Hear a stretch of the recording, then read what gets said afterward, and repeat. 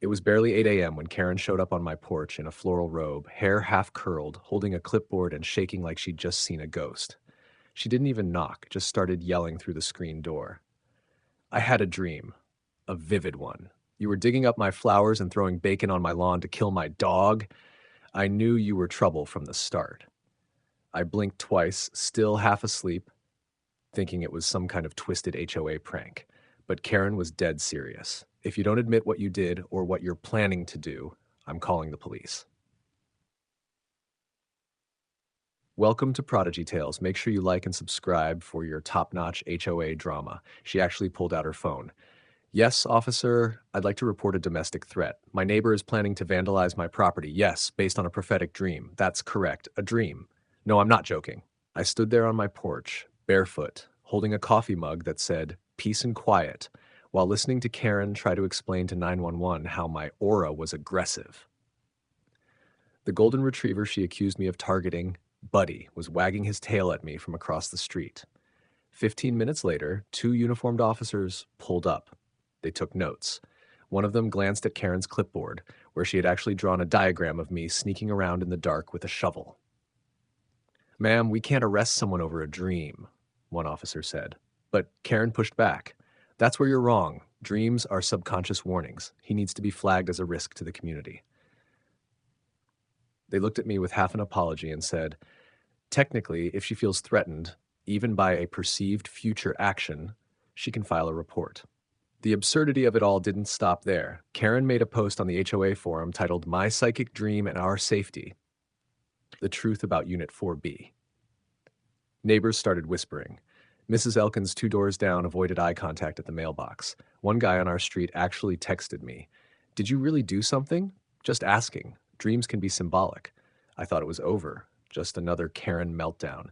But I underestimated how far she'd go to make sure I was punished for something I might do. Karen didn't let up.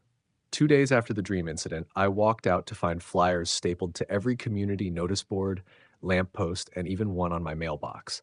In all caps, the flyer read, "Dream-based warning. Neighbor at Unit 4B poses psychic threat. Be vigilant." There was a low-res image of me mowing my lawn, printed right next to a sketch of me wielding a shovel and smirking like a cartoon villain.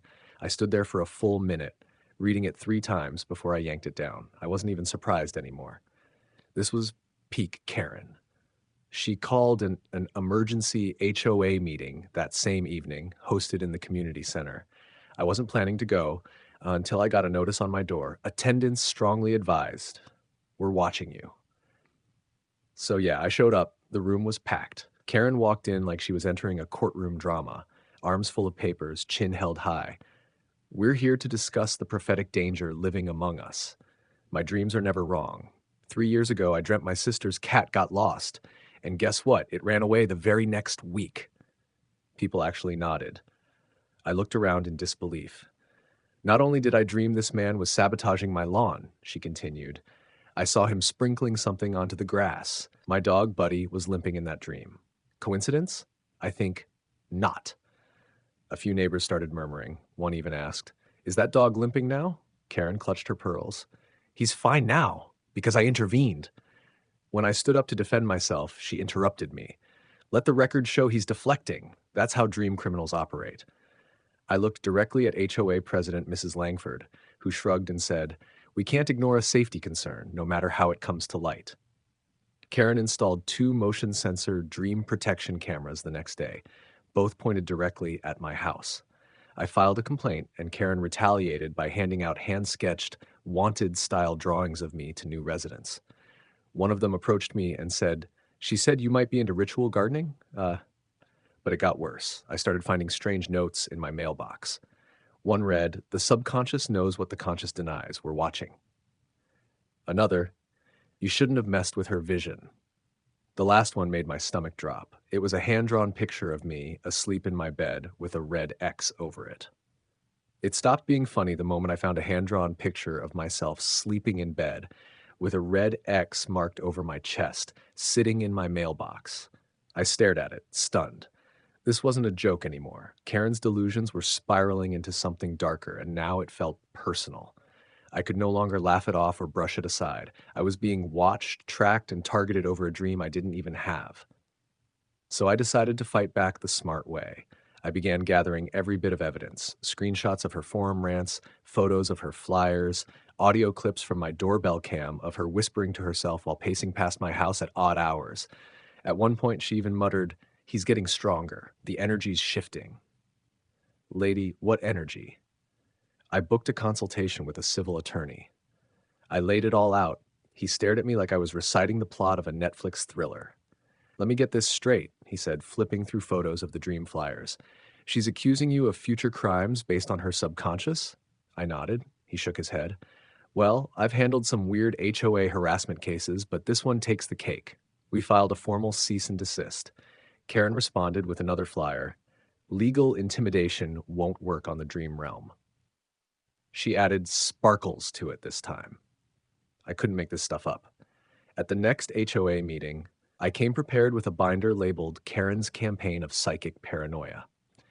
I calmly presented timestamps, voice recordings, surveillance photos, and most importantly, a video clip submitted by my neighbor Tom. He caught Karen bragging to a group on her patio. "I don't need proof. I have my instincts. My dog has them too. The danger is real, whether the law believes it or not." That clip went viral within 24 hours. Reddit ran with it. TikTok memes blew up. Local news aired the story under the segment, "Dreams, Dogs, and Drama. HOA President Crosses the Line." The comment sections were ruthless. Karen, of course, doubled down. She filed a countersuit claiming I was the psychic threat, that I was sending telepathic aggression and disrupting her spiritual sleep. She cited vibrational trespassing as a legal complaint. My lawyer nearly fell out of his chair, laughing. "I'm serious," I told him. "This might go to court." All because she dreamed I was evil. Court day arrived like some bizarre fever dream. Fitting, considering what the case was about. Karen showed up wearing a long navy cloak and a silver pendant shaped like a crescent moon. I kid you not. She even had a handwritten journal she referred to as the Dream Log, which she placed reverently on the desk in front of her like it was the Holy Grail. Her lawyer looked like he wanted to evaporate into thin air. The judge, an older woman with zero tolerance for nonsense, flipped through the case summary with a raised brow. "Let me get this straight. Miss Karen is suing Mr. Thomas here for telepathic aggression and vibrational trespassing?" Karen stood proudly and added, "Also emotional clairvoyance manipulation." The judge put her glasses down. "Ma'am, this is not Judge Judy and the Paranormal Files." Still, Karen pushed forward. She tried to present the sketch of me with the shovel. She referenced her dreams like they were legally binding visions. When my lawyer finally spoke, he presented the surveillance footage, the flyers, the HOA forum screenshots, and the viral video of Karen admitting, "I know he's dangerous. The dog senses it too." It took less than 10 minutes for the judge to dismiss the case. "This is harassment," she declared, "and deeply concerning behavior from someone in a leadership position." Karen tried to argue that her spiritual gifts were being discriminated against, but the judge wasn't having it. She ordered a psychological evaluation and recommended Karen be temporarily suspended from the HOA board pending a community vote. The HOA didn't wait.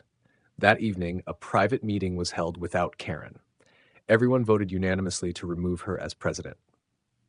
The HOA president role was handed over to Mrs. Langford, who said, "This isn't Hogwarts. We need structure, not spells." Karen didn't go quietly. Before she moved out, she stood in her front yard holding a candle and chanting, "The visions will return, he will fall." She left a final note taped to my door, "I'll see you again in your dreams." She was gone the next morning. Neighbors slowly started speaking to me again. The flyers came down, the cameras turned away. Peace returned to the neighborhood, though sometimes, when I pass her old house, I swear I hear Buddy barking at the wind. The end. Please like and subscribe for more HOA showdowns like this. Do you think Karen got what she deserved? Comment below.